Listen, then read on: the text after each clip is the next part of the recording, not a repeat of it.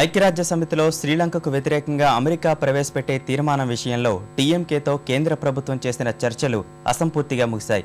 లంక యుద్ధ నేరాలపై అంతర్జాతీయ సంస్థ చేత స్వతంత్ర దర్యాప్తు సహా తమ 3 ప్రధాన డిమాండ్లను ఖచ్చితంగా అంగీకరించాల్సిందేనని, లేకుంటే యూపీఏ నుంచి వైదొలుగుతామని కరుణానిధి పునరుద్ఘాటించారు. అయితే ప్రధాని మన్మోహన్ సింగ్, పార్టీ అధినేత్రి సోనియాలతో చర్చించాకే నిర్ణయం తీసుకుంటామని కాంగ్రెస్ ప్రకటించింది. శ్రీలంక విషయంలో తన డిమాండ్లకు తలొగ్గని పక్షంలో కేంద్రం నుంచి వైదొలుగుతామని డీఎంకే అధినేత కరుణానిధి మరోసారి స్పష్టం చేశారు. ఈ అంశంపై సంప్రదింపులు జరిపేందుకు వచ్చిన కేంద్ర మంత్రుల బృందానికి తమ వైఖరిలో మార్పు ఉండదని తేల్చి చెప్పారు. చెన్నైలోని కరుణానిధి నివాసంలో 2.5 గంటలకు పైగా జరిగిన సుదీర్ఘ బుజ్జగింపు పర్వంలో కేంద్ర బృందం సఫలం కాలేకపోయినట్టు తెలుస్తోంది. డీఎంకే డిమాండ్ల వల్ల భారత విదేశాంగ విధానంపై పడే ప్రభావం గురించి కేంద్ర మంత్రులు చిదంబరం, ఏకే యాంటోనీ, గులాం నబీ ఆజాద్ కరుణానిధికి వివరించినట్టు సమాచారం. అయితే ఈ అంశంలో ఉదాసీనంగా వ్యవహరిస్తే రాజకీయంగా తమిళనాడు డీఎంకేకి ఇబ్బందులు తప్పవని వృద్ధ నేత తెలిపినట్లు తెలుస్తోంది.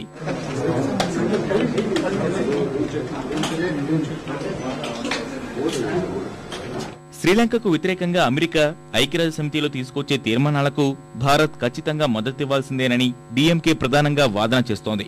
అలాగే శ్రీలంకను అంతర్జాతీయ సమాజం ముందు పెద్ద దోషిగా నిలిపేలా అమెరికా ప్రవేశపెట్టే తీర్మానంలో కఠినతరమైన సవరణలు తెచ్చేందుకు భారత్ కృషి చేయాలని కోరింది. ఎల్టీటీఈకి వ్యతిరేకంగా లంకలో జరిగిన అంతర్యుద్ధాన్ని ఆ దేశంలో తమిళ జాతి నిర్మూలనకు జరిగిన యుద్ధంగా భారత్ ప్రకటించాలన్నది డీఎంకే మరో వాదన. అలాగే శ్రీలంక యుద్ధ నేరాలపై నిష్పక్షపాతంగా అంతర్జాతీయ ఏజెన్సీతో విచారణ జరిపించేలా భారత్ ఒత్తిడి తేవాలని డీఎంకే పట్టుబట్టింది. తన డిమాండ్లను భారత పార్లమెంటులో తీర్మానాలుగా ఆమోదించాలని కరుణానిధి మంత్రుల బృందాన్ని కోరారు.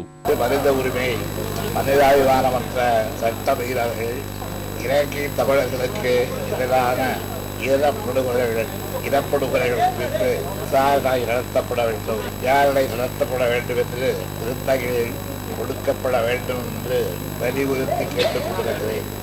மேற்சொன்ன இந்த திருத்தங்கள் அடங்கிய தீர்மானத்தை இந்திய நாடாளுமன்றத்திலும் உடனடியாக நிறைவேற்ற வேண்டும் என்று அவர்களும் இதற்கு ஆவணம் செய்வதாக உறுதியளித்து சென்றிருக்கிறார்கள். అయితే డీఎంకే డిమాండ్లని భారత విదేశాంగ విధానంపై తీవ్ర ప్రభావం చూపే అంశాలే. ఈ విషయాన్నే కేంద్ర మంత్రుల బృందం కరుణానిధికి వివరించినట్టు తెలుస్తోంది. అమెరికా తీర్మానానికి మద్దతిచ్చే అంశాన్ని పరిశీలించి సానుకూల నిర్ణయం తీసుకుంటామని, అయితే తీర్మానంలో మరిన్ని సవరణలు చేపట్టే అంశంలో మాత్రం భారత్కు కొన్ని పరిమితులున్నాయని తెలిపింది. ఒక దేశంలో తీవ్రవాదానికి వ్యతిరేకంగా జరిగిన యుద్ధాన్ని జాతి నిర్మూలన యుద్ధంగా పేర్కొనడం అసాధ్యమని కేంద్ర బృందం స్పష్టం చేసినట్టు తెలుస్తోంది. అంతర్జాతీయ సమాజం కూడా జాతి నిర్మూలన పదప్రయోగాన్ని ఆమోదించబోదని వివరించినట్టు సమాచారం. అలాగే ఒక సార్వభౌమాధికార దేశంలో జరిగిన అంతర్యుద్ధం విషయంలో అంతర్జాతీయ జోక్యం కోరితే అది భవిష్యత్తులో భారత్కే తలనొప్పులు తేగలదని కరుణానిధిని మంత్రులు సముదాయించడానికి ప్రయత్నించినట్టు తెలుస్తోంది. ఇప్పుడు ఏ నిర్ణయం తీసుకోలేదని, కరుణానిధి ప్రధానికి రాసిన లేఖలోని అంశాలపై చర్చలు మాత్రమే జరిపామని సమావేశానంతరం కేంద్ర మంత్రి గులాం నబీ ఆజాద్ తెలిపారు.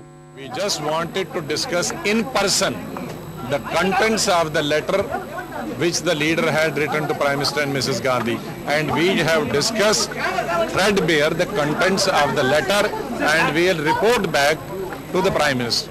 డీఎంకే డిమాండ్లను కేంద్రం పూర్తి స్థాయిలో అంగీకరించడం కుదరని పనిని నిపుణులు అంచనా వేస్తున్నారు.